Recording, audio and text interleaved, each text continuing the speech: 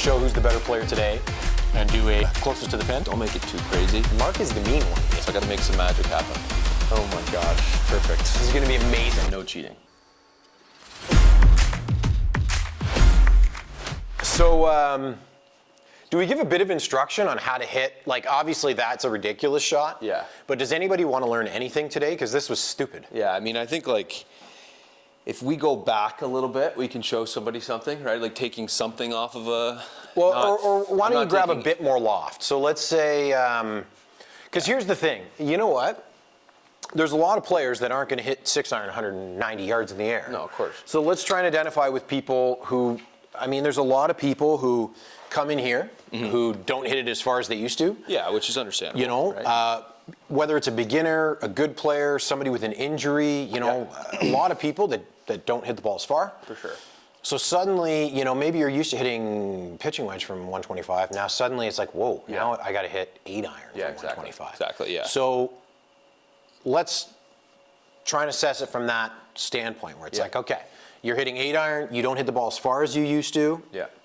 Which means it doesn't fly as high, doesn't carry as far, doesn't spin as much. Yeah. So suddenly, you know, when we talked about carry distance versus total distance, that's a really big thing here because like what you were trying to do with the 6 irons there and the challenge where I just won and you lost, their 6 irons not going to sit unless you do something weird like me. Yeah. So if you reduce the speed in an, do you have an 8 iron in your hand? No, but I'll grab one. Okay.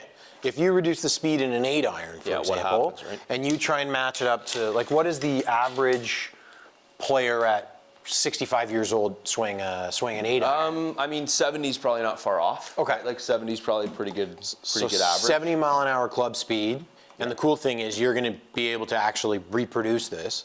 So hit another 8 iron at 70 miles an hour and not a wacky cut, you know, from our challenge. But it's like, people get to see this shot. This happens a lot. So you thinned it a hair. Yeah. That was probably pretty decent. I'll take it. That's better than any of my, but look at the rollout, right? Right. So it's a lot to deal with. Now what we can see here, this is actually good. This challenge turned into something reasonable that we can talk about. Yeah. My favorite thing is that you lost and I won. So, okay, club head speed, 67.5 miles an hour. So almost, you know, just under 70. Yeah. The biggest thing there is that it's not spinning very much. Yeah. Less speed equals less spin. Yeah. Less speed equals less launch. Yeah. So there's a lot of people, I think of my dad. Yeah, he hits a good one, rolls out through the back of the green. So suddenly now he's got a tight chip to a short pin, and he's hit a good shot. Yeah, no, that's the most frustrating part too, right? Is like, that's why always in fittings I talk about people like, what's your longest iron and what are you using it for? Because I think the big thing is, if you hit a good solid 5 iron and you land it on the front of the green, like I have a couple with my 6 iron, and it rolls off the back, it's useless, right? Unless you're playing at a firm golf course where you can kind of run it up and there's no bunkers to worry about. But that's still a lot of bouncing and rolling that you have to kind of take into account that you just really can't. So I think that's where even losing a little bit of yardage on a 7 or 8 iron to have a little bit more stopping power and create a little bit more height is really important and something we do in a lot of our fittings.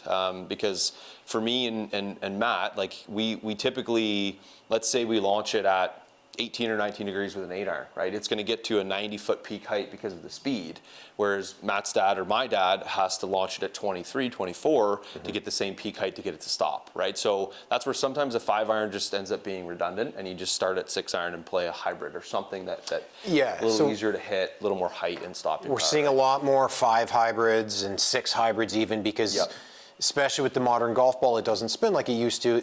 You need to get the ball up in the air, otherwise it's going to do, you know, what you just did there. And think about, like, I felt like I hit some pretty decent shots there and got 0 good results, right? So that's where highlighting, okay, it's not just how far it's going, right? And I know we've talked about that in previous episodes, but obviously it's important, right? And it's something that we harp on a lot on our fittings because descent angle, land angle, your spin rates and your peak height are a big part of what we do here every single day, right? Is not everybody hits it as high as Rory McIlroy, so other people, like, they need to have a little bit more height and create a little bit more kind of consistency with how far their clubs are going by that height and trajectory. So why don't we do this as well? Yep. Because I won and you lost. I don't know if you knew that. But why don't 3-2. you hit, like, what would you normally hit here? Gap wedge? A smooth pitching wedge I'd probably hit. So why don't hit a regular shot so people don't think you're a complete loser? I think they already think that. I'm losing to you. I got a pitching wedge here. Oh, okay. You got so many clubs in here, man. I got can't keep track. too many clubs, too many options. All right.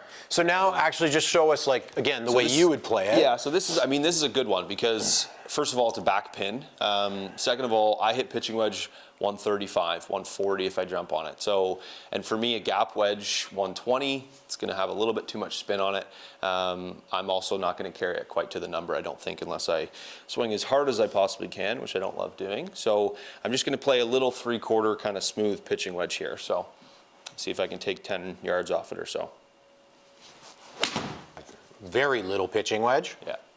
So again, hopefully lands about pin high. It stops fairly quickly. Yeah, So I mean, good shot. Again, it's not highlight reel, but it's it's good. It's one of those ones in the round that you're happy with, but you're not. Yeah, you're not bragging to your buddies. Yeah, exactly. If you make the putt, the shot becomes a lot better. But Much better. So, but again, that goes to show there where you're swinging your pitching wedge at 76 miles an hour, where we get a lot of ladies, juniors, seniors swinging. You know, they're swinging their driver at 76 miles an hour. For sure. So speed is a huge help to the game. Yeah. We do our best to gear clubs that can, you know, like we've talked about, cheat speed and get more ball speed off the face, get higher launch, all those different things. Yeah. I mean, in the challenge there, I just had my 6-iron and I just literally opened it up and turned it into a 9-iron. Yep. Maybe less, and just hoped that I didn't hosel it into the net or something. Exactly. But break one of these fancy cameras. No, Yeah, I think, yeah.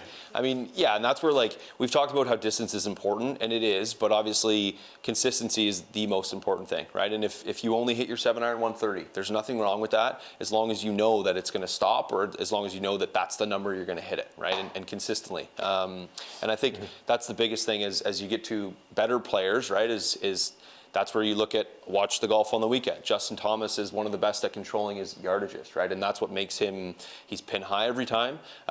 So even if he pushes it a little bit, he's still got a fairly straightforward putt from 15 or 20 feet, right? So knowing your yardages is important. And I think especially when you're trying to take something off it, especially when it's early in the spring, right? Or late in the fall, when it gets cold, and you're probably not going to swing full very well with your 3.5 layers on up here in Canada, right? So it's nice to be able to understand that, okay, you know what?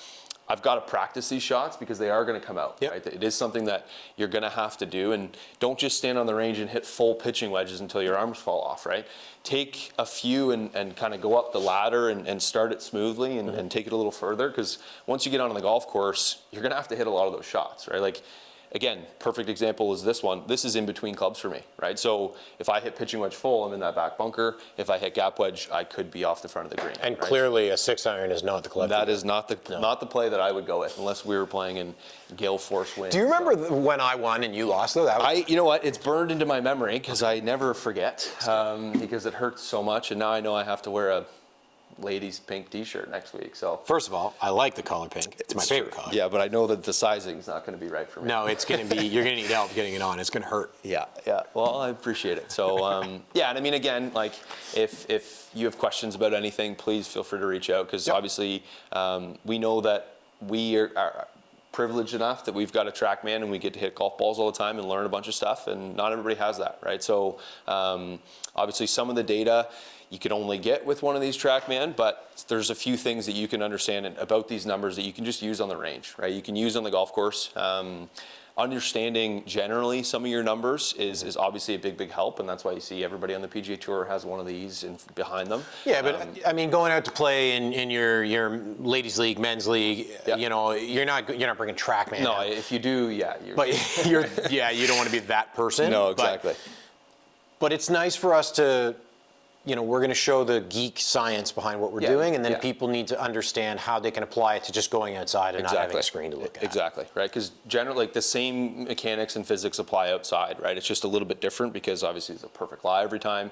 We have all that data at our fingertips, whereas when you're on the golf course, you have to kind of be your own TrackMan, right? And you have to say, you know what, felt like I hit that a little high on the face. It's probably not going to spin as much, right? And just understanding those general principles. will allow you to become a better player, whether or not you know every single data point about every shot that you hit, right? It's important to understand a few. You don't have to understand all of them, but it's really helped my game. I'm sure it's helped Bally's game. Yeah, that's why I won today, because I'm clearly better. Yeah, because you know how far you flop a 6-iron. And unfortunately I don't.